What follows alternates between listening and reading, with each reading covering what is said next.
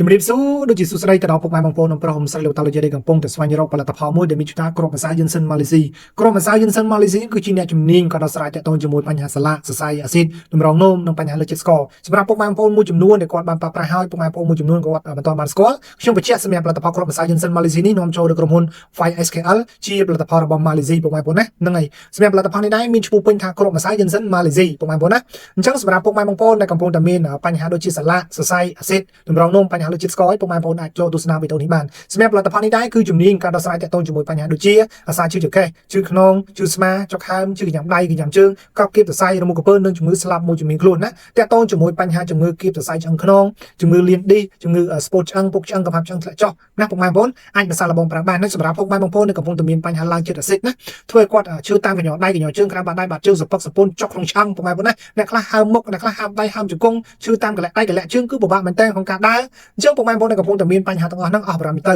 ហើយសម្រាប់ពុកម៉ែបងប្អូនដែលកំពុងតែមានបញ្ហាតម្រងនោមវិញនោមញឹកនោមឈឺនោមក្តៅនោមអួរនោមសានោមស្រកនោមពពុះនោមខាប់ណានោមញឹកមែនតើថ្នាក់សម្រាមមិនបានណាធ្វើឲ្យ